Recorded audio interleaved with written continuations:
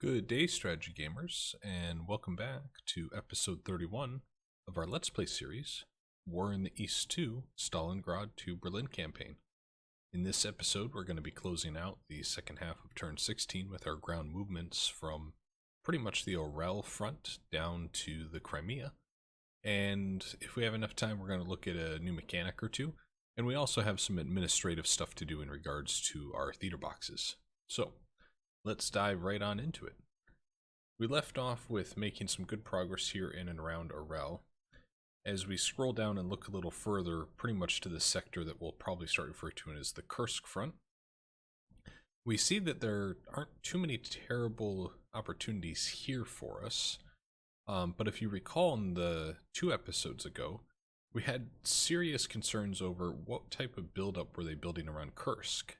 And I think what ended up happening was they took a number of their armored elements, like these SS Panzergrenadier divisions, from the Kursk front, and instead have redeployed them in and around Orel, sensing that we were about to break out there. As a result, because we had brought in these elements of the 62nd Army, we now find ourselves in a position where we have a lot of strength to maybe push through along the Kursk front. They still have a number of elements here, like this mechanized and these 2 armored divisions, and they have some stronger infantry divisions on the northern side of the front. But down here in the south of the Kursk front, you see a lot of defensive values. 1s, 5, 4, 3, 7, 4, right there. There's a lot of opportunity there for us. So I think what we're going to do is just switch back to an offensive posture, since they've reallocated those armored elements up towards Orel. And then this should give us a good chance to close in and put pressure on Kursk. So right off the bat, what we are going to do though is the 62nd Army. I want to make sure that any elements that we did still have on freight lines, we get them moved up here. So we're going to take these 2, freight movement mode, and I think we're going to bring them up here with this unit. So bring both of them to this hex, and then we will unload all 3 of them. They should have enough strategic movement points to do so. So now we have these 3, and we're going to take them all off the train. Alright. Then when we go back to a regular movement mode, we do have enough to move them up to the frontier. There we go. So this should really help us push through on this side. In this particular turn, we might take a look at attacking the 44th Infantry Division. It is a stronger fortification level of 3 though. But I don't see anything here. Our fatigue isn't terrible on any of these units, so what are the odds if we attack 2 to 1? No, we might wait to actually leverage these elements of the 62nd Army. We're going to give them a turn to recover a little bit, build up their combat prep, and then we'll attack all across this frontier. I think that's what we'll end up doing. We had strategically pulled back these 2 elements as they were at the time surrounded by about 5 or 6 armored mechanized divisions.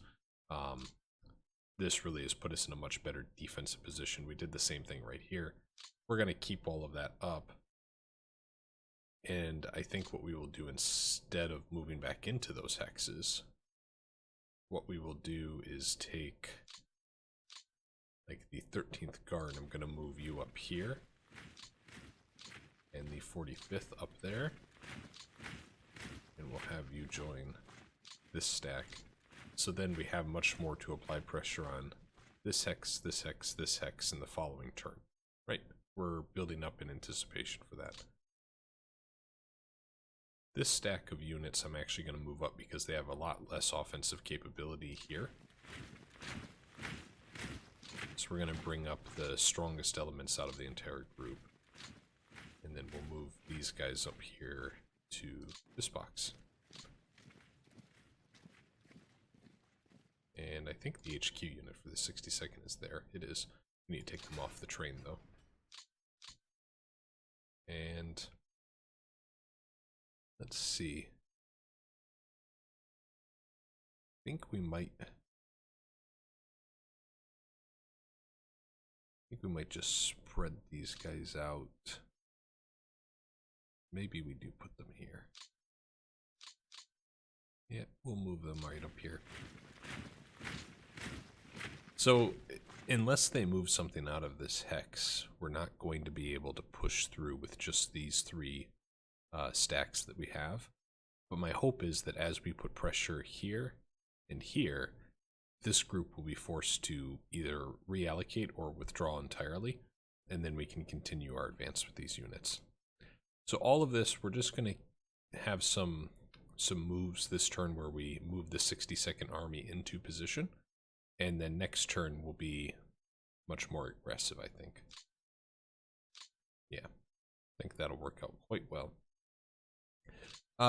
Down further south on the Kursk front, though, we do have the 60th Army. And these guys, they're actually in a pretty good position to start pushing through in some of these areas. So we're going to take this stack here, and we're going to see if we can't push through. So one route, one retreat from those Luftwaffe field divisions. And then we're going to take these two stacks here. So almost 3 to 1. We see we were able to push them back as well. Let's see if we can attack again with these guys. Yep, so another victory there. And then that frees up this stack to attack here. Look at this. Victory, victory, victory, victory. I love it. Absolutely love it. Let's now take these two stacks and attack here. It's 2 to 1. Yep, they're forced out. And then we're going to take this stack here and attack. That's 3 to 1. So that's what 6 victories in a row look like. Look at that. That is very, very nice to see. And I think we will take the 232nd and move them up. Probably don't have enough movement points on some of these others to do so. You're going to stay there because of these elements. Yeah. It's a defensive value of 2. Even if they attacked with everything that they had here, they'd be looking at 1 to 1. So that's fine. Maybe we could have just left them, but I don't have too many regrets about that. Actually, let's take you, move you up here. There we go. Just to make sure there's no funny business here. Continuing on, I think we will take this. Let's take this stack and move them up. And then we're going to take the 228th Rifle and bring them in to reinforce that hex.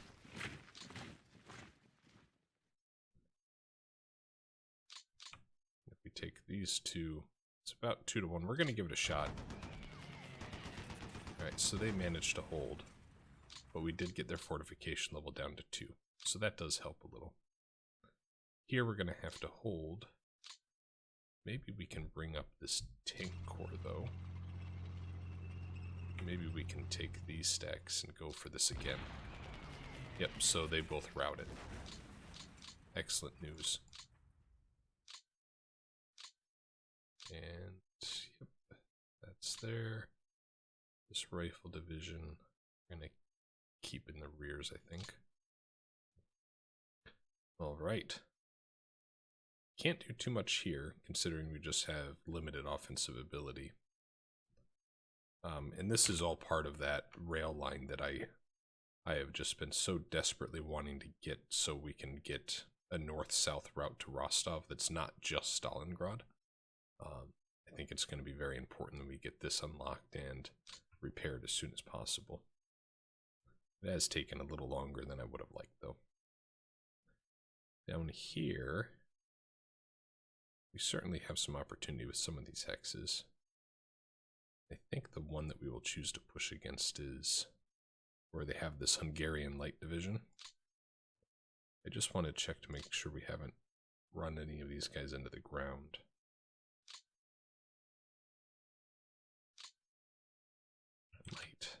I might hold there, I think. I think what I'm going to do is take this mechanized corps.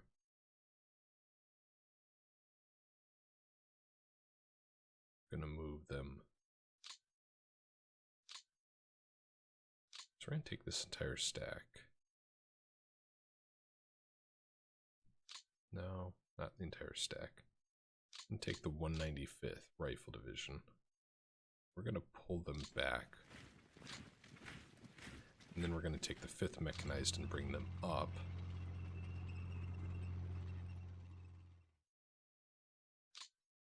And what does that leave us here? 20 defensive value. 17.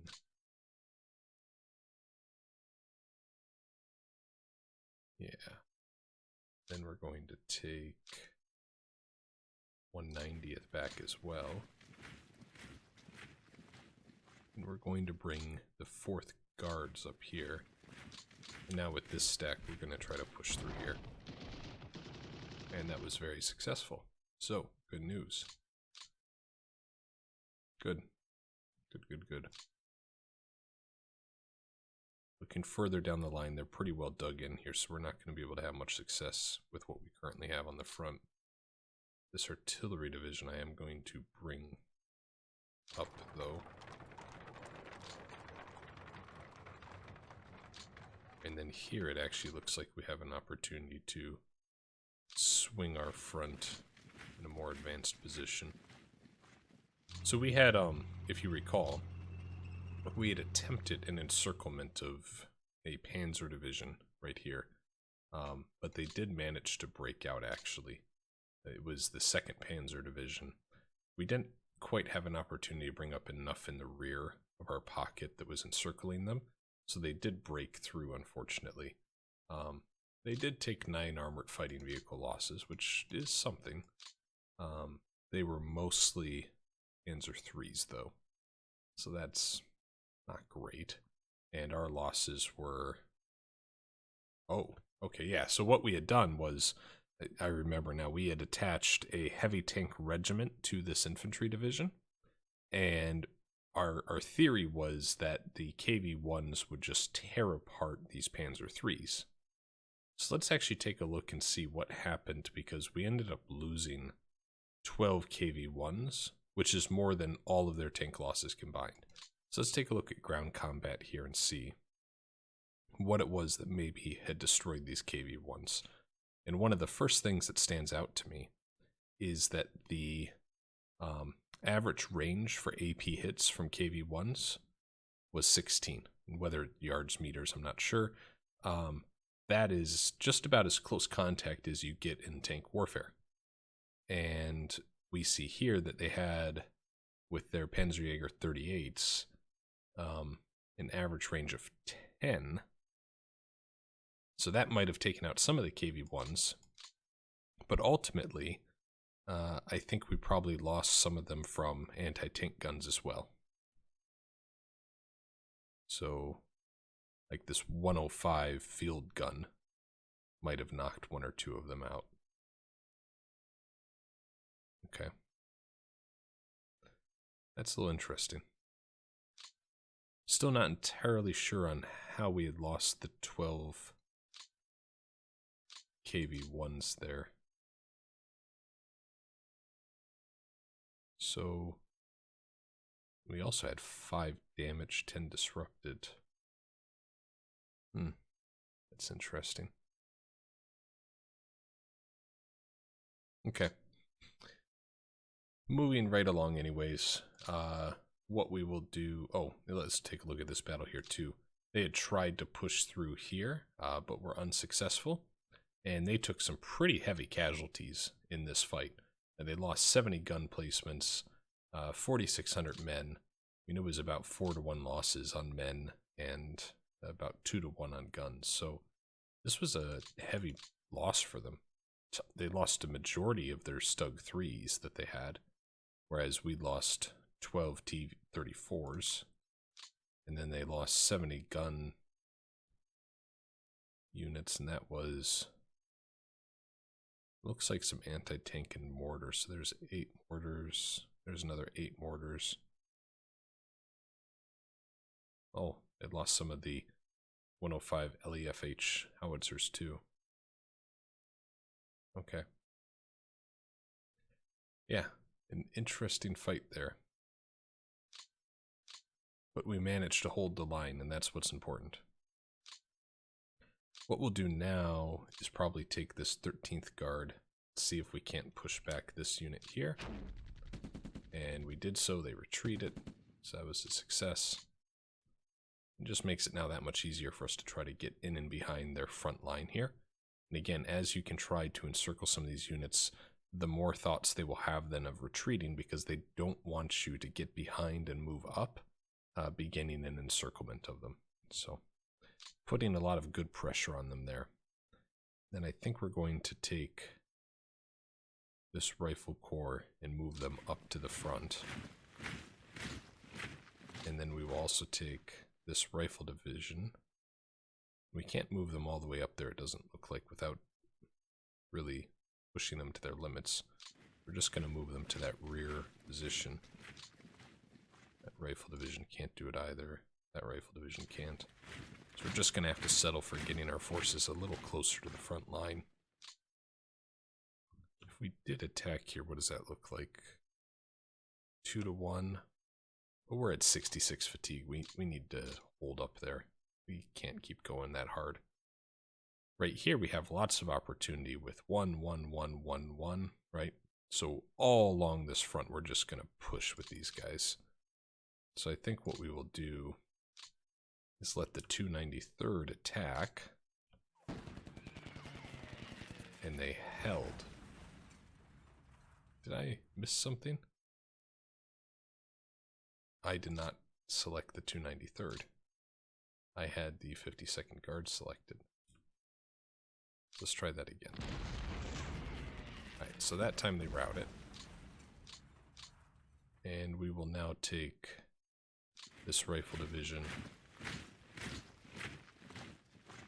and that rifle division.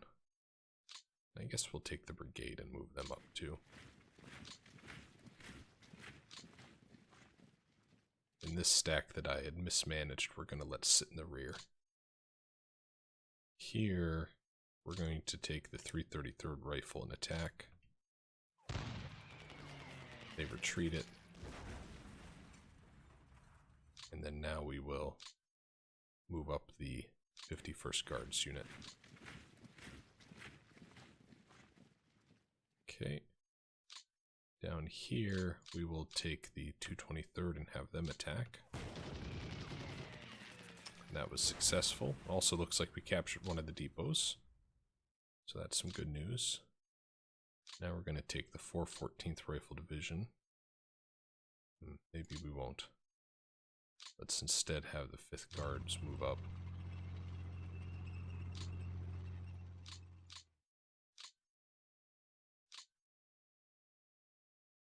No, I'm going to push you just to make sure we don't leave that armor element alone.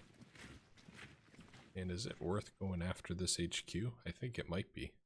Let's do it. Alright, we got the airbase depot as well. So that's quite the win. We don't have anything that can make it there, but nonetheless, good outcome. Here I think we will take the Grozny NKVD division and attack. Let's see how that plays out. They retreat it. Alright. Now we'll take the 77th Rifle and move them up, as well as the 143rd Brigade. This artillery unit we're also going to move up, I think. Down here we have an opportunity probably to push through against this unit. We're going to have to take the majority of our forces here to do it, but that'll be okay. Alright, they routed and retreated. That looked pretty good. And then let's take some of these rifle divisions and have them move up to take their place in the line. Oh, yeah, look at fatigue level on some of these guys. That's getting pretty bad. So we're going to have to let some of those sit for a little bit, I think. Can that mechanized unit make it there, though? They can. I'm going to bring them up. Just to make sure we do capture the town. And we'll attack. No, we don't have enough there to attack. We don't have a depot up here yet, so there's not a big difference in the HQ units being there or further up. So we're going to move them up. Because they're getting out of range of a lot of their units.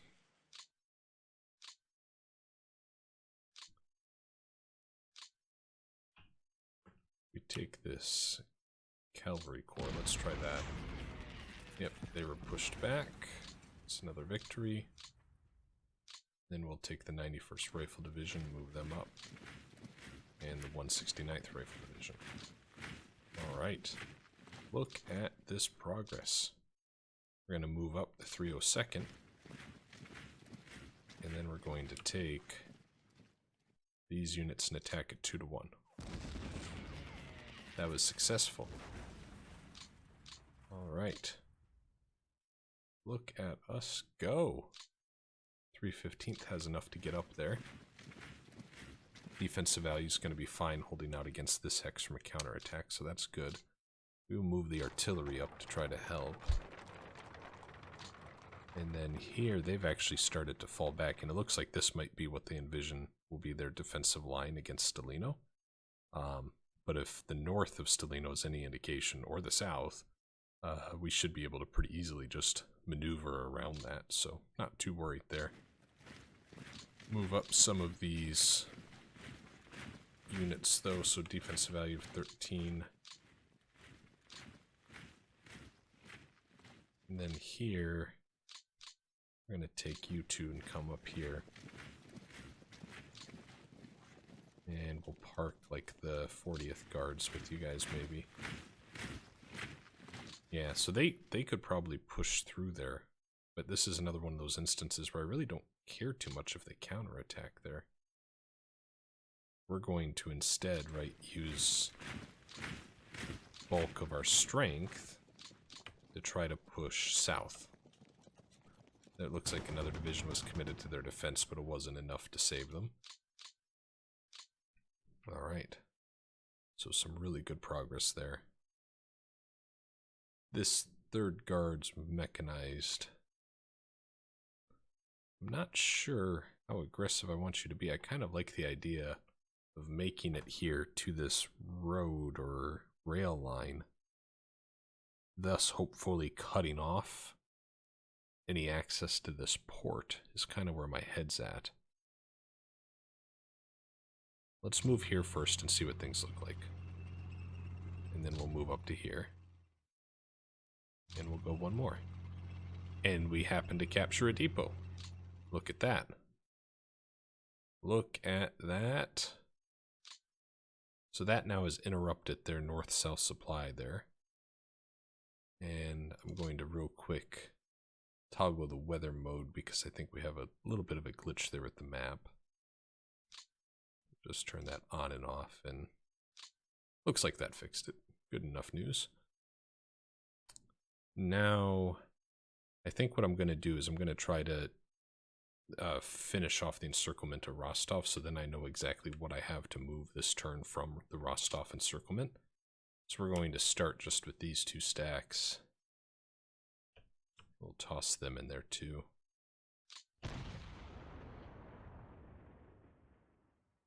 Yep, so we were held.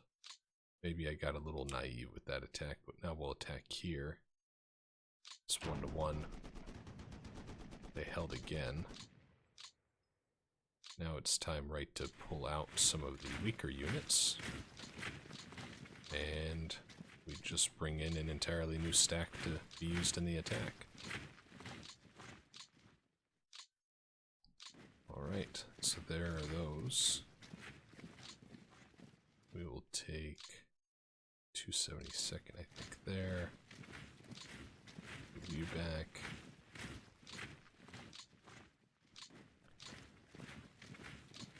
Look at how well all of this is going.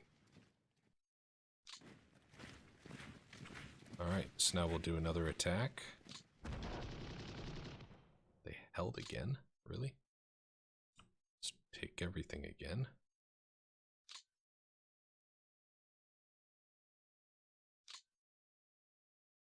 Throw these guys into the fray. Just taking everything we have. They held. Alright, so it looks like we're going to have to wait another turn. That's a little disappointing, to be honest. But what we can do is move up this unit to try to make sure that mechanized group does not get too cut off. Then down here, I'll take this cavalry corps and I will also move them up to try to help. I'll take this HQ unit and move them up here to this town.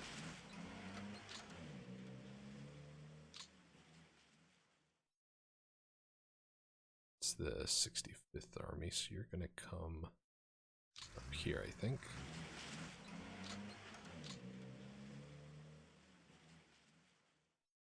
Then we're going to move some of you south here.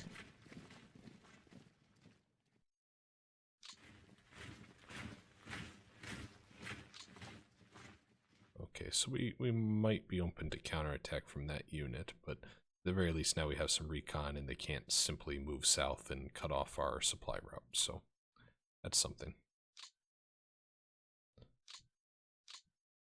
Boy, we really pushed some of our units here and supply is really quite low on some of them. Okay, very well. That is what it is. Let's see here. I don't think I need to keep them there anymore on that port. So I think what we will do is we will start moving you south to help with the advance on Crimea. And we will do the same with you.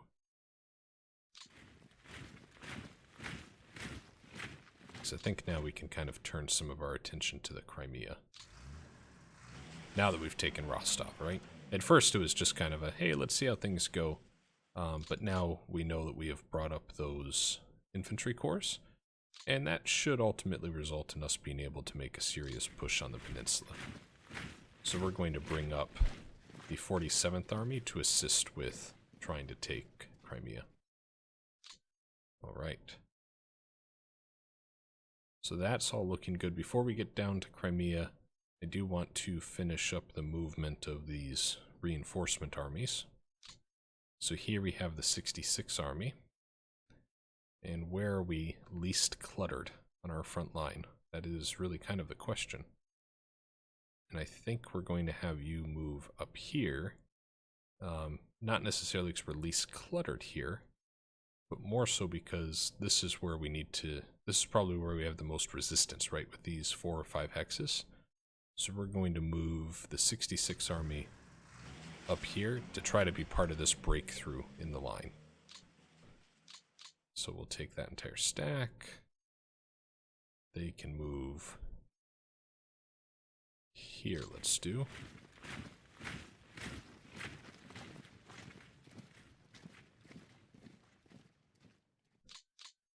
Then we have this stack. Let's have them come here. No, we want to be a little further north, I think. So we'll have them go there.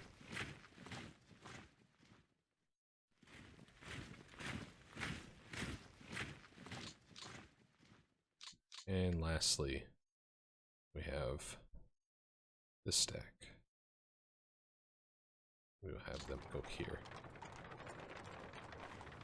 Alright, so that's the 66th Army. Next, we find ourselves with the 64th Army. The 64th Army, I think we're going to move...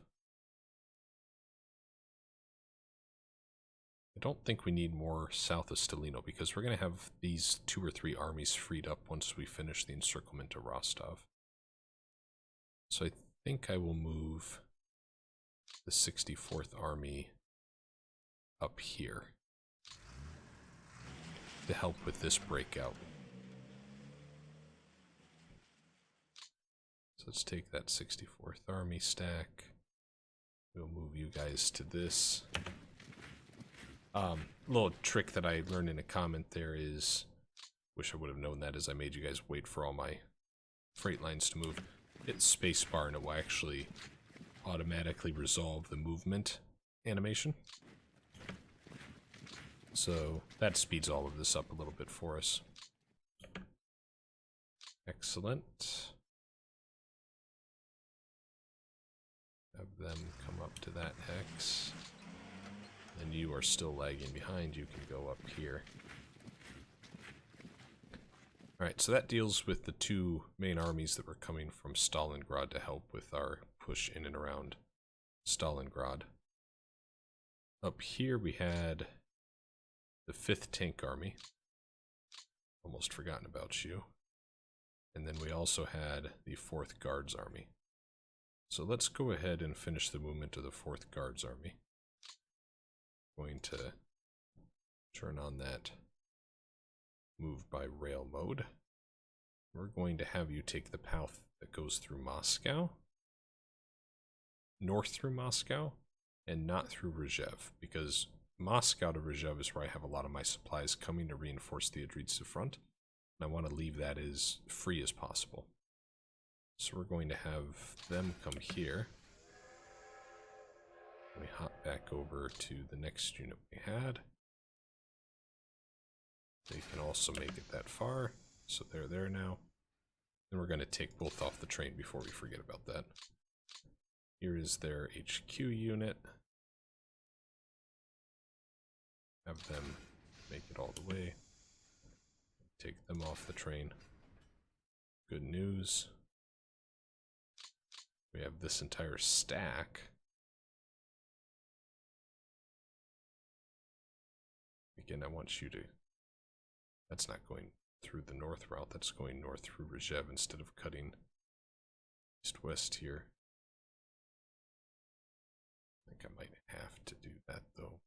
No, don't have to. I'm gonna have them move here, I think.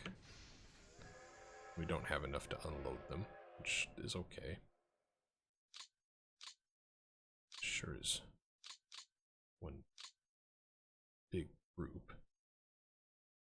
So let's have them move down, take this entire stack,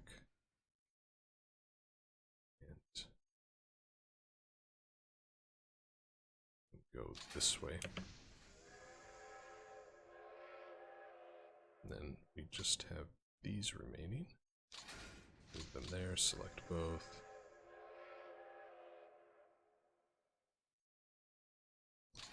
And then come up there. Okay. So that's that. And then we have the 5th Tank Army. So let's take this stack here. I think I was actually going to move them to reinforce Kursk.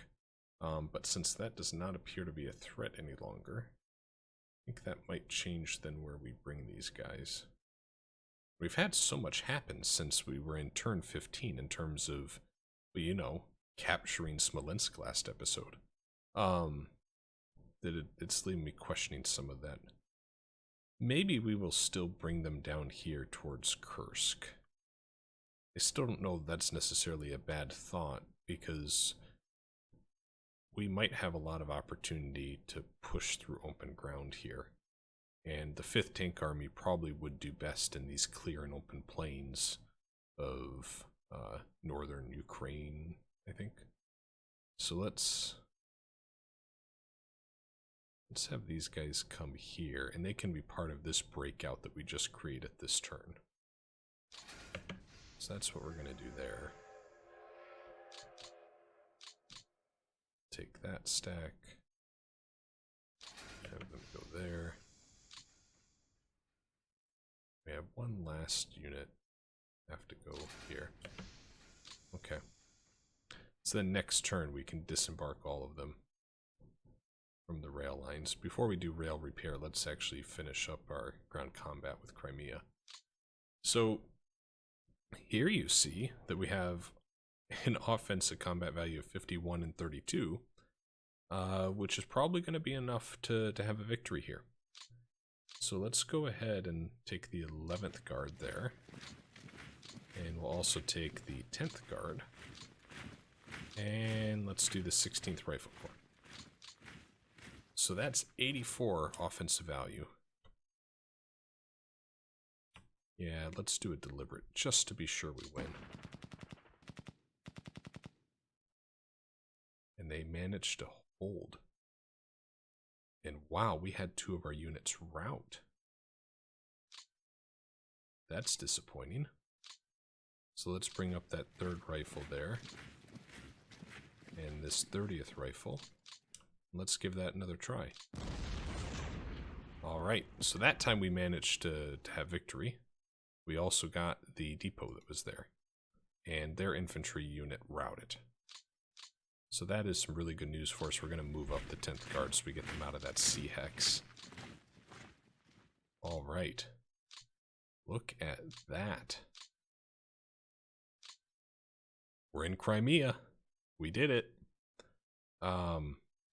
This was pretty disappointing, though. It was really disappointing. That's 50,000 men that were routed there. I think what we will do... I think that the...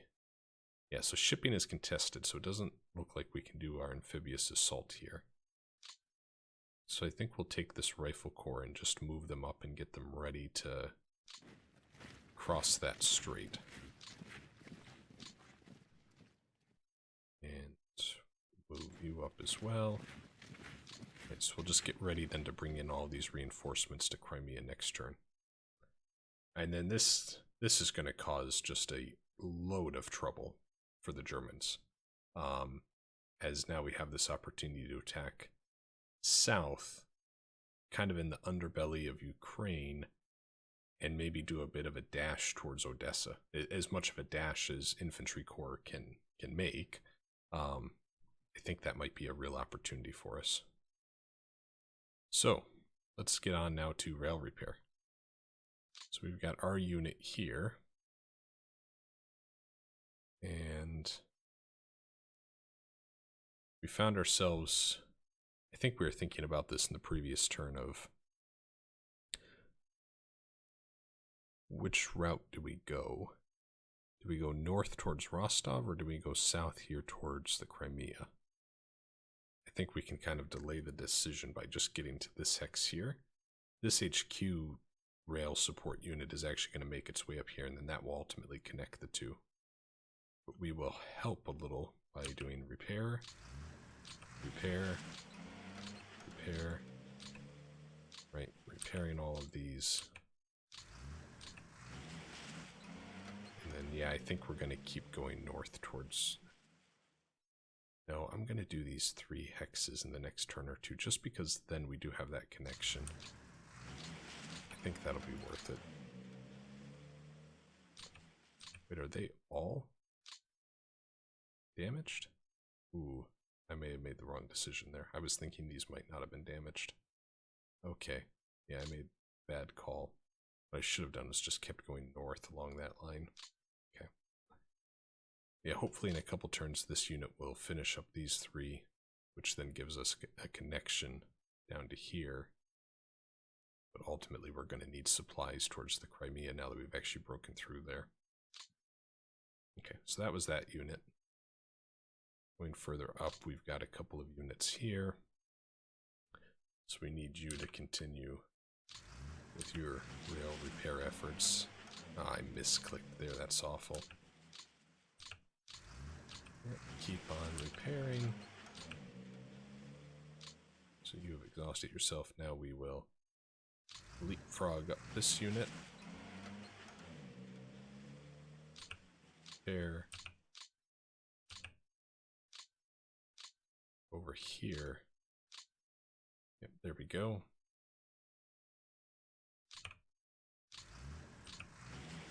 Oh no. What have I done? I filled up these hexes too much.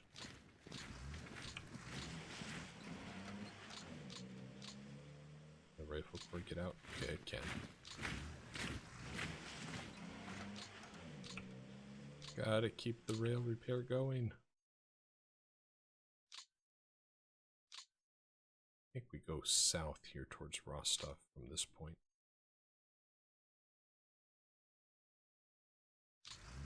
Have them move up.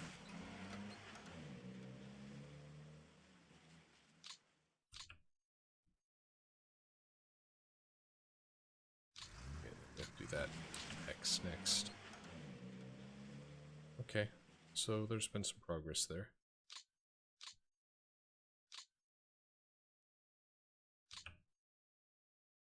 Why are those showing as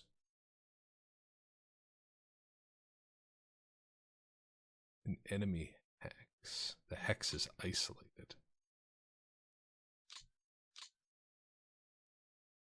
Well, as a separate note, I think we can at the very least move these HQ units up a little bit now that we have captured Stalingrad.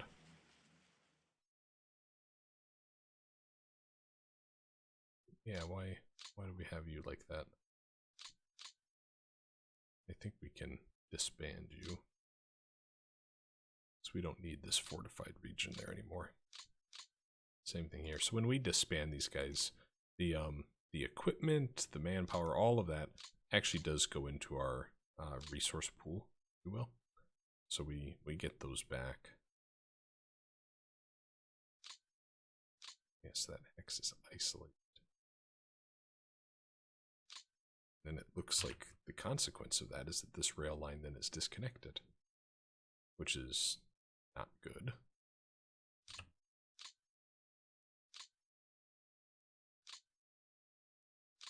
Okay.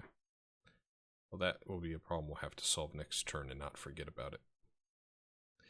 So we've had a lot of great progress here south of Rostov. I mean, I'm very happy with how all of that turned out. We cut out their line to this port. We continue just exploiting this open ground here. And it's not necessarily that we think we're going to be able to keep this guy in supply and keep him going at this rate forever. It's more so, this now forces them to say, how the hell do I contain them? Right? What do I do? What units do I have that can come in here and push back this mechanized group that's just ravaging through our supply lines? Forcing the AI player into hard decisions is how we will win this. So overall, very happy with how that's gone. You take out the chip counters here and look at this along the entire front. All those hexes in that darker grayish color we took. Up here we took all of these.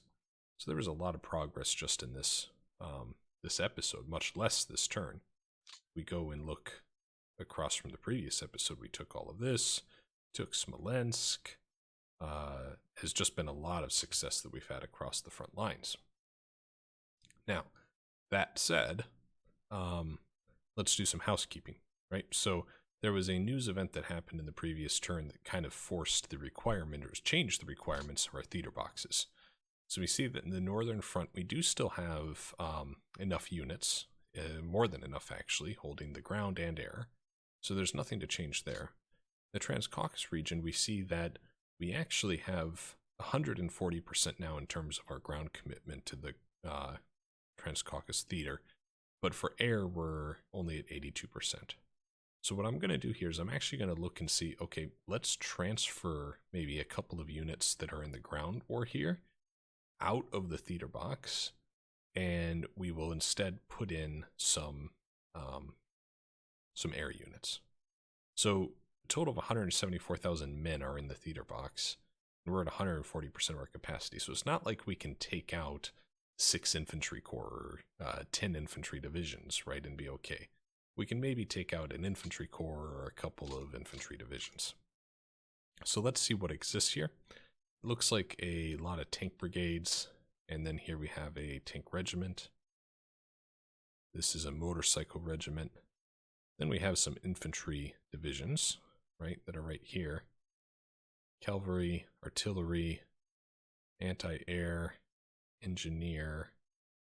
Do we have rail repair units in theater box? I should have looked at that a long time ago. Does not look like we do. Okay. Mortar units, security units, okay. So I think this motorized is a motorcycle regiment. Alright. So let's do this. Let's take out 2 of the tank brigades. Actually, don't know that we can. Yes, that's restricted by game options, it looks like. So I think we're just going to have to take out some of the rifle divisions then. So we'll take out, say, let's take out, oh, it's restricted. So maybe we won't take anyone out. Right? Very well. I guess we will simply contribute to the theater box's air elements then. So let's go to our reserves and go to our air elements. And let's see what we've got. Looks like most of these have recovered, where they're kind of a full fighting force. Well, maybe not all of them. Here it looks like we have some that are not.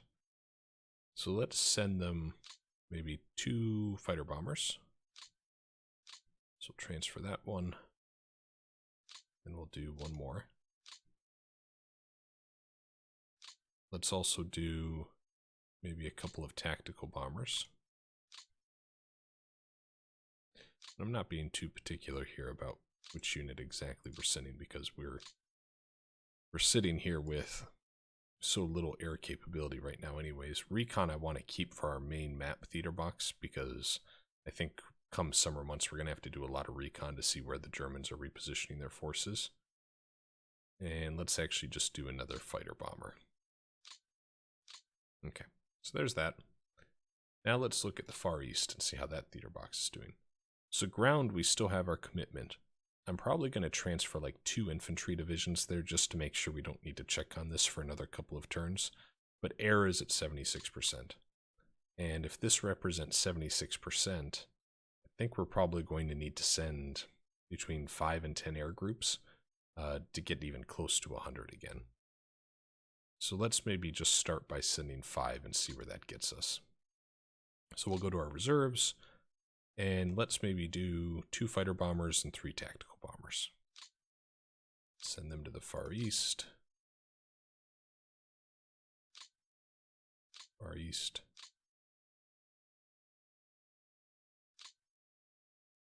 Yeah, I'll take those guys. And one more after this.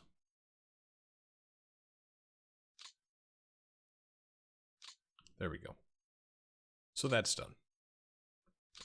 So hopefully that gets us a little closer to what our requirements should be. Now what I want to do is take a look at something that we actually got in the comments. Was pointed out, you can change it so your units don't come to your Moscow hex every time. And that's by this. If you click on the reserve theater box and arrival hex, you can actually click this right here, and that will allow you to enter in then a new destination hex, right? And let's just for now change this to Rzhev. Ultimately, once we take Smolensk and really kind of push this entire line forward a little bit, what I'm going to do is for a long-term play, we're probably going to have Smolensk be our arrival point for quite a while. But for now, just to demonstrate this, we'll say we're going to put it to Rzhev. So if we hover over this hex, the second line of the tooltip says city 216, 124. So that's the hex coordinates of that particular hex. So 216, 124, you can either write that down or you can try to remember it. And I'm going to try to remember it. So we're going to go here, arrival hex. So the x coordinate is 216. That's the first number. Oh no, I've forgotten. So we're going to back out of this. We're just going to do cancel, cancel. See, how embarrassing. I'd already forgotten it. Rzhev. 216, 124. Surely I won't forget that twice. 216 is the first number. 124 is the second number. And now you see it's updated. So when we bring something in from our reserve box, it will arrive in Rzhev. And it highlights that it's just going to identify what city, right, that hex belongs to. So now that we've done that, I actually want to take a look and see what we can build in terms of units as well, because we haven't really been building many. So we're going to go to the build unit menu. And like the first thing I'm going to do is I'm going to scroll down and say, hey, let's take a look here. Can we build any more railroad construction brigades? And we cannot. right? So the second column is how many we have. The third column is what the limit is. So we are at our limit. We have 30 of 30. So no dice there. I think the next thing I want to look at is, as we really start to modernize our forces a little bit, mechanized is so key, and it's going to allow us to be more successful in some of our breakout operations. So I want to get as many mechanized corps as we can. Right now we have 12 of 16, so we're not sitting at our cap or anything like that. But you note that when we have this selected, a mechanized corps is made up of at least 3 mechanized brigade, right? Which we don't seem to have any available. So first we're going to build a mechanized brigade. And we're going to go up here, and we're going to change this to 3. So it's going to build the 1st, 2nd, and 3rd mechanized brigade. We're going to build one. We're going to build another. And then we'll build a 3rd. So we now have 9 mechanized brigades sitting in our Soviet theater box for reserves. We go to our mechanized corps, and now we have the option to build 3 of them. And we're going to do so. And let's actually do just one more. So we're going to change that to 1. And now we've reached our limit. We have 16 out of 16. For tank corps, we can build another 3 as well. So let's go ahead and try to build a couple there. We change this to 3. It actually looks like we have enough tank brigades to do this. We're going to go ahead and hit build. And we've now reached our cap. And then rifle corps. I don't know that we want to build too many rifle corps. But we do have a lot of rifle divisions right now. And with the numerical advantages we have, having a corps versus a division really gives us a lot of flexibility in creating spearheads against their more strongly fortified elements of the front line. So we're going to build 3 for now and leave it at that. Not going to do any more. And then we go through and we look through, and I think what we might do is we might now actually look at regiments and such that we can add as support units. So let's go down and see if we can find, like, let's do, what is this heavy gun regiment? Right, so that's 24 152 millimeter BR2 field guns. When we look at this, looks like quite an artillery piece with a pretty significant range. And it's heavy artillery. And I'm wondering if we should build up some heavy artillery to, as the Germans may be fortifying, dig in a few different positions, we might need this. So we're going to build 3 of these. And then I also want us to look at, as the summer months come and as the air war is going to become much more intense, I think we should also look at some anti-air. So let's look at this 1943 Anti-Air Regiment. And this has 1685mm AA guns, 1637mm, and then these anti-air machine guns, right? A lighter unit. So these would be firing, for example, flak. It has that little icon there to help us identify that. So that's a medium flak gun. The 37 is probably a light flak. Yep, it is.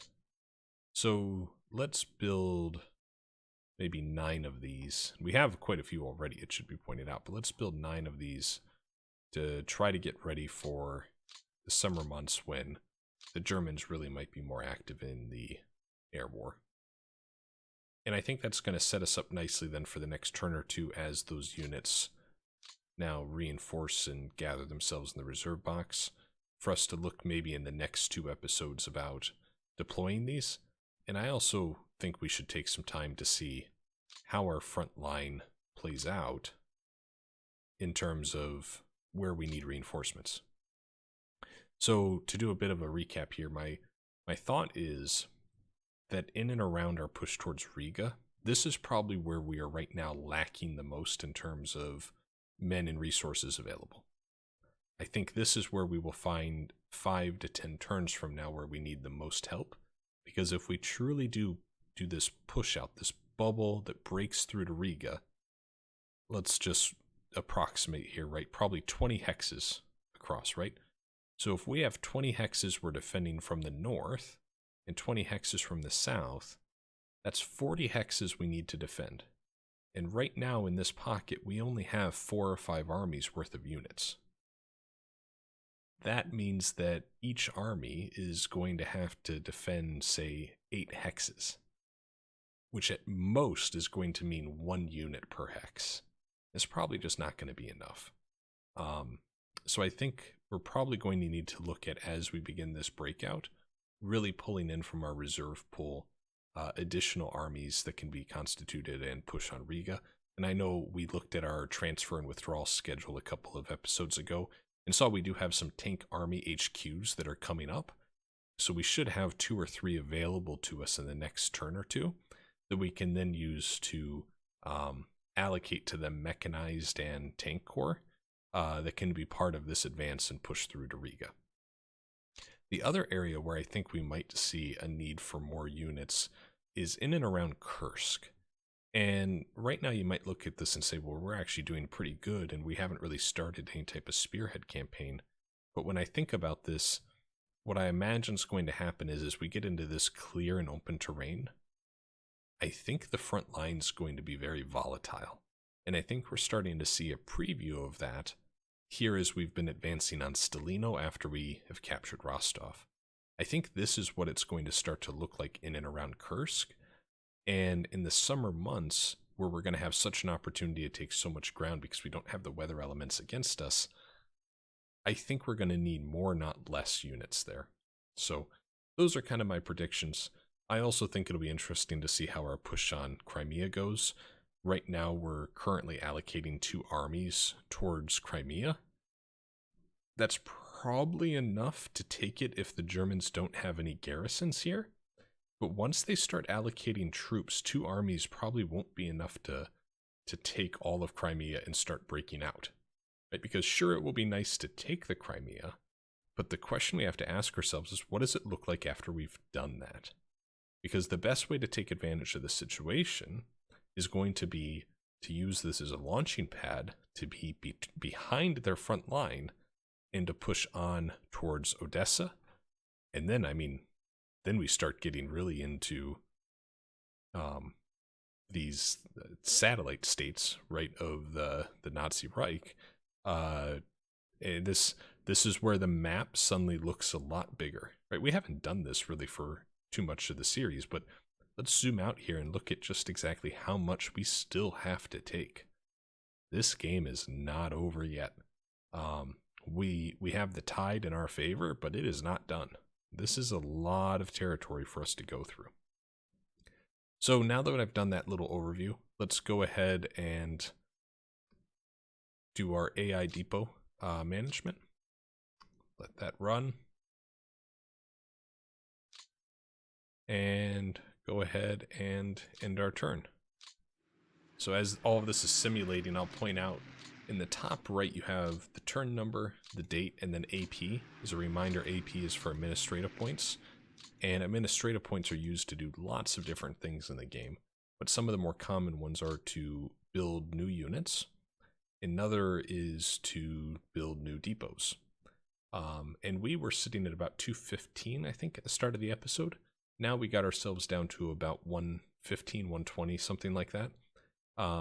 Because we kind of went through and made sure we had units being built that can get ready in the reserve pool to be deployed as we push towards Riga and as we push through Kursk and those open plains that territory will present to us. So administrative points, I've seen a lot of feedback that in most of the scenarios, especially the 1941 scenario, at the beginning, you're usually a little stretched in terms of AP points. But I think most players comment that as the game goes on, they become less and less of a burden to manage. And I think in 1943, it's pretty uncommon that there's too much of a strain on administrative points. But that's something that you'll be much more cognizant of if you're playing the 1941 campaign, as either the Germans or the Soviets. And one of the areas that we have yet to really do a deep dive into, but we will as soon as we have the time here in the episodes, is leaders and leader management. And that's another area where you can really start to use a lot of administrative points. So this has gone through the AI logistics phase. And this is where we get a bit of a drum roll. They're going to have their air phase, but then we get to see where they're going to counterattack. And I'm even less interested in where they counterattack.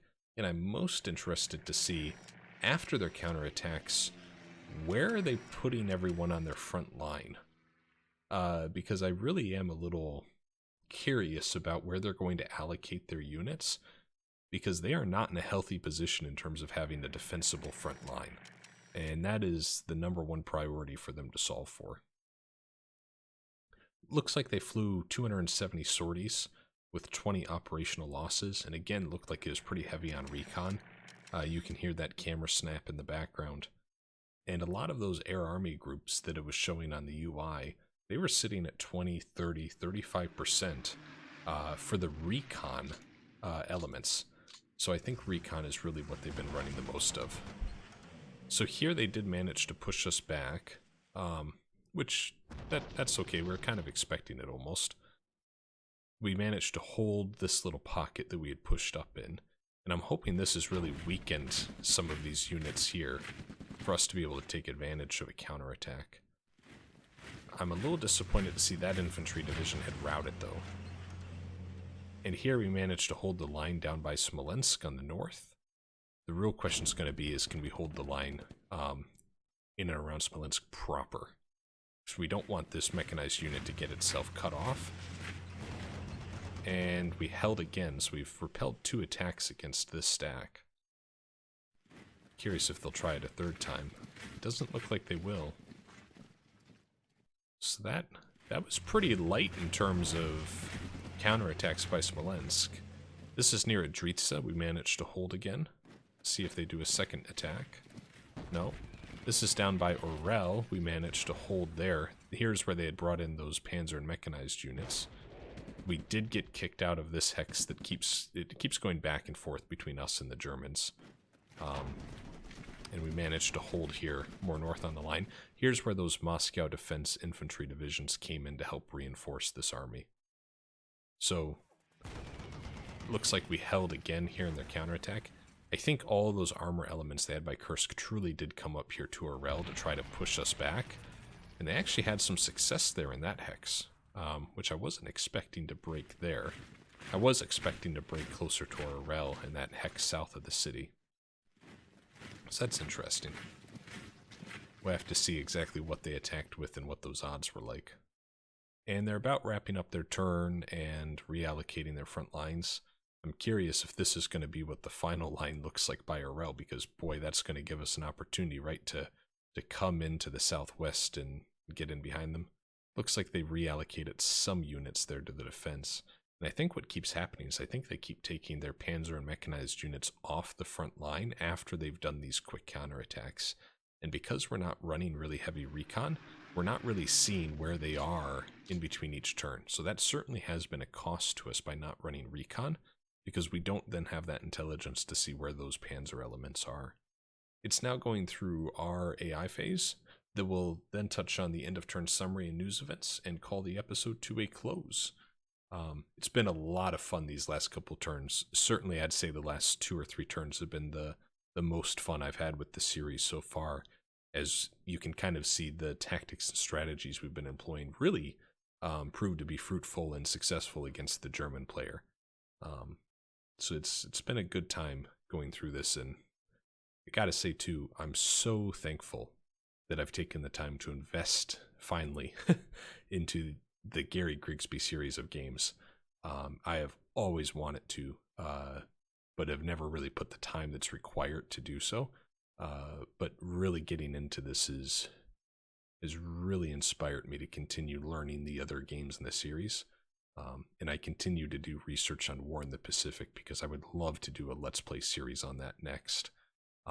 But before we do that, we will probably do another scenario of War in the East too. And I will, I think, keep coming back to this game for quite a while. Here we are with our turn summary. We have another record with number of men lost, 80,000 men lost this turn. 1,700 gun placements, 632 armored fighting vehicles, and 190 airframes. Those are some heavy losses. But when you consider that this turn we took probably 40 hexes, the turn previous we probably took 50 hexes, it's not that surprising, because it's not just the battles that we're losing the men from, it's also the attrition, right? So think of that mechanized units down south of Stalingrad that we really pushed forward, right? Their general supplies were at 30% in March with blizzard-like conditions, completely cut off from their supply lines. They're going to suffer a lot of casualties from the elements, and that's probably what's contributing to having these higher losses in the past couple turns. It isn't necessarily that we're pushing and slogging through the German front to take those hexes. It's more so that by pushing forward so much, it's stressing our units and we're losing more to attrition and fatigue. Order of battle changes. We had a net loss of 23,000 men, 1,600 gun placements, 600 armored fighting vehicles. We were positive 300 airframes, a trend which continues because of our neglect of the air war during blizzards and heavy snowfall. The German players saw, you can really kind of call that flat. They saw 5,000 men positive, 262 gun placements lost, 52 armored fighting vehicles, and 121 airframes lost. We have 87 units at low supply. That has continued to grow from a low point of, I think we were at about 60 about 4 turns ago, but it has not jumped. It has not spiked like we had back around episode 8, I think it was, where we were at about 140. So I'm still thinking that's a pretty manageable number that I'm not worried about. Let's look now at the new events. The mighty 8th Air Force continues their raids in Western Europe and Germany. The German forces had ground success in Northern Africa, so this means the Italian campaign events are pushed back and North African campaign. And they've had a lot of these events triggering, so I think they must have put a lot of forces in North Africa, at least that theater box specifically. Whereas in Western Europe, this is the second turn in a row, I think, that we've had this news element where they haven't had enough forces there, so they lose another victory point and an administrative point. Soviet partisans continue behind the lines, and the Sea Wolves. So let's see, so this is just a bit of a flavor history about some German crews and ships around Portugal. I'm not going to get too into that as we are pretty well over time. So with that, we're going to close out the episode. Thank you so much, everyone, for taking the time to watch and listen to the series. Should you have any questions, feedback, or comments for me or the game, please leave them in the comments section below. I will do my best to address them and make sure we get your questions answered. And with that, I hope you guys have a great day, strategy gamers. Bye now.